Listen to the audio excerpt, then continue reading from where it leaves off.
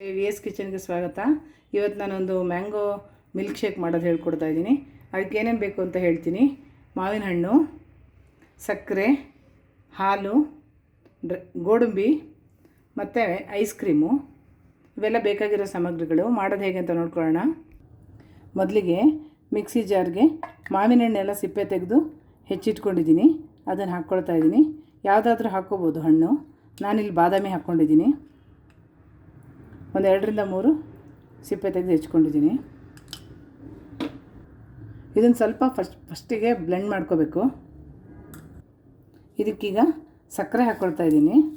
ಒಂದು 4 ಸ್ಪೂನ್ ಸಕ್ಕರೆ ಹಾಕ್ಕೋಬೇಕು. ಐಸ್ ಕ್ರೀಮು ಯಾವುದಾದ್ರೂ ಹಾಕ್ಕೋಬೋದು. ನಾನಿಲ್ಲಿ ಪಿಸ್ತಾ ಹಾಕ್ಕೊಂಡಿದ್ದೀನಿ. ಒಂದು 2-3 ಸ್ಕೂಪ್ ಹಾಕ್ಕೋಬೇಕು ಐಸ್ ಕ್ರೀಮು. ಮತ್ತು ಹಾಲು ಒಂದು ಲೋಟದಷ್ಟು ಹಾಕ್ಕೊಂಡಿದ್ದೀನಿ. ಕೋಲ್ಡ್ ಆಗಿರೋ ಹಾಲು, ಕಾಯಿಸಿ ಕೋಲ್ಡ್ ಮಾಡಿರೋ ಹಾಲು.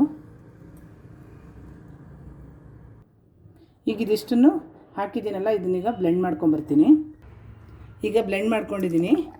ಈಗ ಮಿಲ್ಕ್ ಶೇಕು ರೆಡಿಯಾಗಿದೆ, ಮ್ಯಾಂಗೋ ಮಿಲ್ಕ್ ಶೇಕು. ಈಗ ಮೇಲೆ ಸ್ವಲ್ಪ ಡ್ರೈ ಫ್ರೂಟ್ಸ್ ಹಾಕ್ತಾಯಿದ್ದೀನಿ. ಗೋಡಂಬಿ ಮತ್ತು ಬಾದಾಮಿ ಹಾಕ್ತಾಯಿದ್ದೀನಿ, ಕಟ್ ಮಾಡಿಟ್ಟಿದ್ದು. ಈಗ ಟೇಸ್ಟ್ ಆಗಿರೋ ಮ್ಯಾಂಗೋ ಮಿಲ್ಕ್ ಶೇಕ್ ರೆಡಿಯಾಗಿದೆ.